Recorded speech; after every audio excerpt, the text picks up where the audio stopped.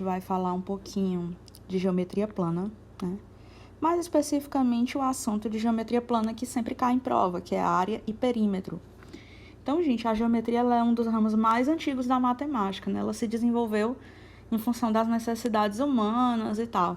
E as civilizações da época pré-histórica, elas utilizavam regras para medir comprimentos, superfícies e volumes, né? E hoje em dia tem muitas situações cotidianas, né? E algumas profissões também que exigem do indivíduo a capacidade de pensar geometricamente. Então, aprender geometria requer investigação, exploração de objetos, observação de obras artísticas, por exemplo, pinturas, desenhos, artesanato. Essas habilidades elas são a base para a construção das relações espaciais, né, que caracterizam esse pensamento geométrico que você precisa ter. E esse pensamento ele é uma ferramenta essencial para interpretar, compreender, apreciar o mundo, né, que de todo é composto por geometria. Então, vamos lá. Primeiro, vamos falar um pouquinho de perímetro, né? O perímetro de um polígono, ele é o quê? A gente aprendeu lá nos primórdios lá de quando a gente começou a estudar geometria, né? Que o perímetro ele é a soma das medidas de todos os lados de uma figura. Para um polígono regular, lembrando que o polígono regular é aquele que tem todos os lados congruentes, ou seja, todos com a mesma medida. Como que calcula o perímetro? Você multiplica o número de lados pelo tamanho do lado, pelo comprimento do lado. Com isso, você consegue calcular o perímetro.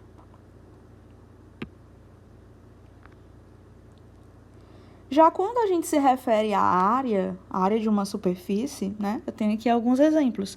O piso de uma sala de aula, você calcula uma área. Quadro negro, você calcula uma área para poder colocar o quadro ali para riscar, né? Um terreno, você calcula a área do terreno para poder construir, para poder vender e etc. Então, são situações em que a gente atribui o uso da área, né? Do conceito de área. Então, recordando aqui, né, que área é um número real, ele é maior ou igual a zero e ele representa a medida de uma superfície, certo? E aí, sabendo disso, a gente vai repassar aqui as áreas das principais figuras planas. Primeiro, eu vou falar da área da região quadrada, né? Que a área da região quadrada ela é calculada por lado ao quadrado, que é lado vezes lado, né? E a área do retângulo é calculada basicamente da mesma forma, né? A diferença é que a gente faz base vezes altura, porque no quadrado a gente tem que a base e a altura são iguais e acabamos utilizando com a mesma letra, né? Fica lado vezes lado, lado ao quadrado, na área do quadrado. E no retângulo, base vezes altura, mas é a mesma ideia, tá? Mais figuras, vamos lá. Paralelogramo, né? A área de um paralelogramo também é calculada por base vezes altura. Mas observe que o paralelogramo ele é essa figura que se você observar aqui, ó, se você fizer um corte dessa parte aqui, desse triângulo, tá? Isso aqui é a altura do paralelogramo, essa mesma que tá aqui no centro. Se você recortar aquela parte ali e colocar bem aqui, ignora o meu desenho torto, tá? Você tem um retângulo, então é por isso que a área do paralelogramo é calculada assim como a área do retângulo, base vezes a altura, certo? E você tem que observar que esse lado oblíquo aqui, que é inclinado, ele não pode ser a altura, porque a altura é um segmento de reta que sempre forma um ângulo de 90 graus com a base. Aqui, com relação ao losango, a gente calcula a área do losango como a metade do produto das medidas das diagonais. Ou seja, você faz a diagonal maior vezes a diagonal menor, dividido por 2.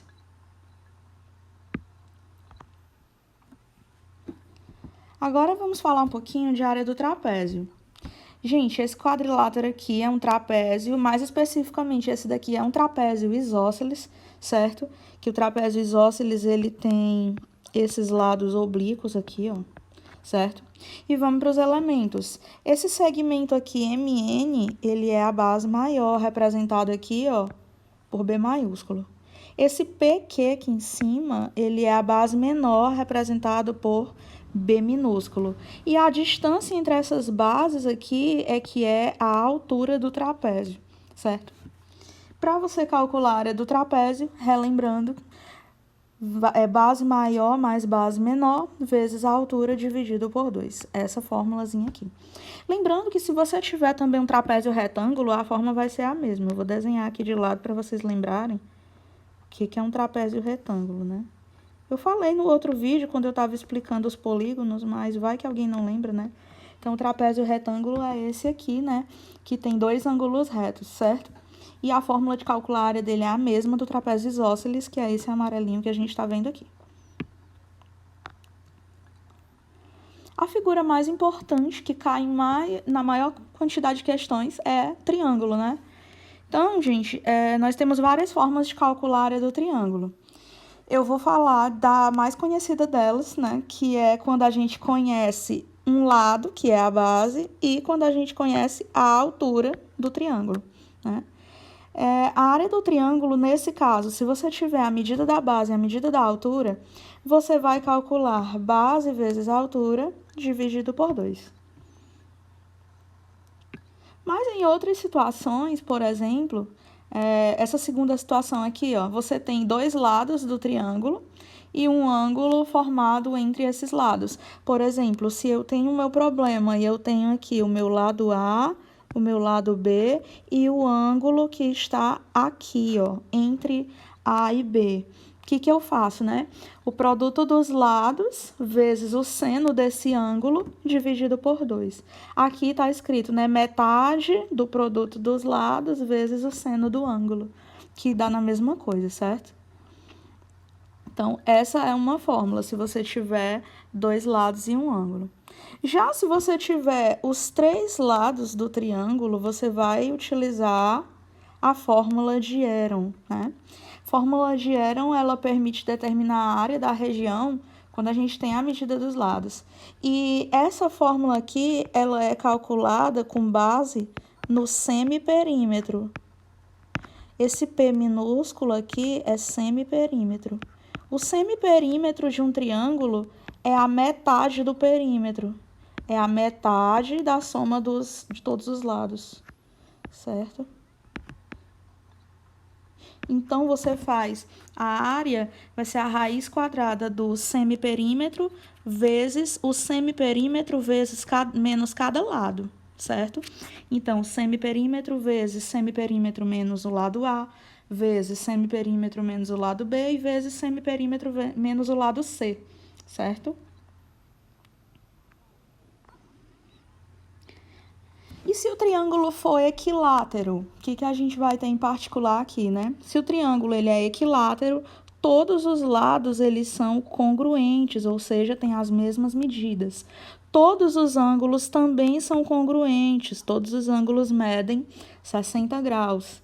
E toda a altura do triângulo equilátero, ela tanto é mediana como ela é bissetriz. Mediana por quê? Porque ela divide aqui a base em dois segmentos do mesmo tamanho, e bissetriz porque ela divide o ângulo em duas partes exatamente iguais, certo? Então, por meio do teorema de Pitágoras, a gente consegue provar como se calcula a área do triângulo equilátero, né? E duas medidas importantes do triângulo equilátero que a gente precisa aprender a calcular. A primeira é a altura.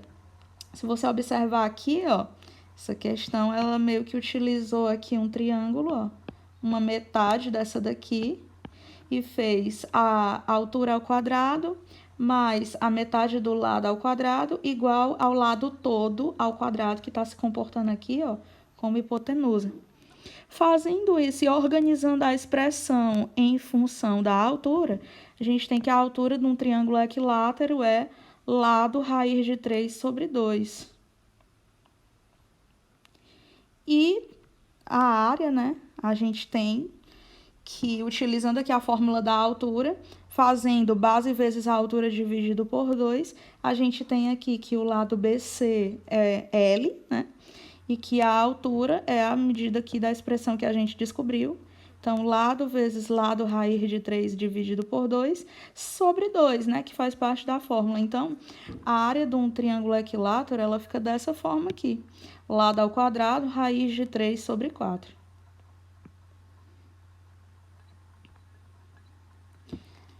Hexágono regular, né? Hexágono regular é aquele que tem 6 lados e que todos os lados são iguais, né? Então, o hexágono regular, ele é formado por 6 triângulos equiláteros. E aí, sabendo que o lado do hexágono é L, né? A área dele vai ser 6 vezes a área do triângulo equilátero. A área do triângulo equilátero é L ao quadrado, raiz de 3 sobre 4, a gente multiplica por 6. Se você simplificar aqui em cima e embaixo por 2, né? Você vai ter 3L ao quadrado, raiz de 3 sobre 2, tá? E, por fim, a área de uma região limitada por um polígono regular. Que às vezes as pessoas perguntam, professora, tem outra maneira de eu calcular a área? Por exemplo, se eu tiver um pentágono, um octógono, um heptágono, sei lá, de outra quantidade de lados, tem como você calcular essa área sim, certo? Para qualquer polígono regular, lembrando, polígono regular é aquele que tem todos os lados com a mesma medida. Para calcular a área de qualquer polígono regular, você vai fazer o produto do semiperímetro, que é a metade do perímetro, né? Pelo apótema dele, certo?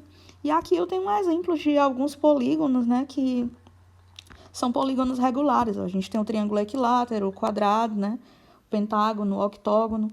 E todos eles você pode também calcular, né? Tanto o triângulo equilátero como o quadrado tem fórmulas específicas, mas se você calcular com esse método aqui também funciona. Semiperímetro vezes o apótema. Lembrando que o apótema, né, é a medida que parte do centro do polígono e vai até a metade, né, o ponto médio do lado desse polígono. A área do círculo. Vamos fazer algumas observações aqui, ó. Observa que essa sequência de polígonos inscritos na circunferência. Olha que quanto mais a quantidade de lados aumenta, mais o polígono que está aqui dentro, ó, ele chega perto de ser uma circunferência. Quanto mais lados eu tenho, mais a circunferência, né, o círculo vai ficando preenchido e ele vai chegando, né, no tamanho do comprimento da circunferência. Então, gente, o perímetro ele tem uma tendência a se aproximar cada vez mais do comprimento dessa circunferência, que é 2πr, né? E o apótema tende a se aproximar cada vez mais da medida do raio, certo? Então, a região poligonal, ela tende a se confundir com o círculo e a área tende a coincidir com a área do círculo, certo? E como a área da região limitada por um polígono regular é o produto do semiperímetro pelo apótema, então como fica a área do círculo? Ó? O semiperímetro vezes o apótema. Ora, o perímetro é 2πr e o apótema é o próprio raio, né? E dividido por 2, nesse caso aqui, certo? Que a gente tem que a área do círculo é πr ao quadrado, certo?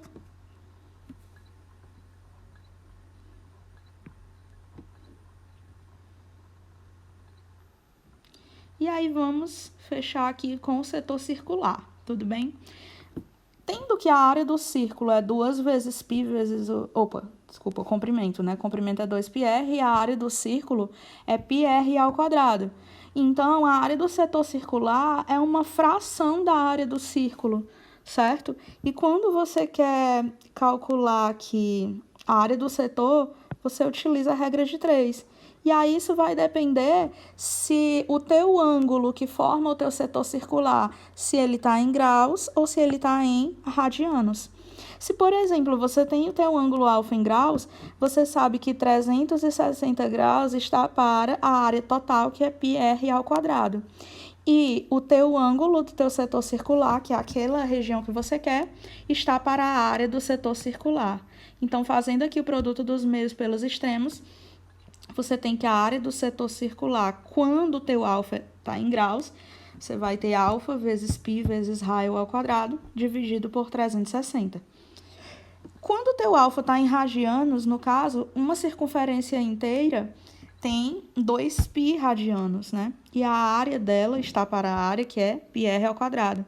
Enquanto que alfa é a medida do teu setor circular em radiano, está para a área do setor circular. E aí, fazendo o produto dos meios pelos extremos aqui, você tem que a área do setor circular é alfa vezes π vezes r² sobre 2π. Aqui esse π na parte de cima e na parte de baixo cancela. Então, você tem que a área do setor circular é o ângulo alfa em radiano vezes o r² dividido por 2. Então, você tem essas duas maneiras aí de calcular a área do setor circular, dependendo se o teu ângulo está em grau ou radiano. Então, gente, essa aqui é um resumo essencial do que você precisa aprender sobre áreas para resolver problemas, certo? Eu espero ter ajudado vocês. Deem um like aí no vídeo, compartilhe com os colegas, se inscreve no canal e um beijo e até o próximo vídeo.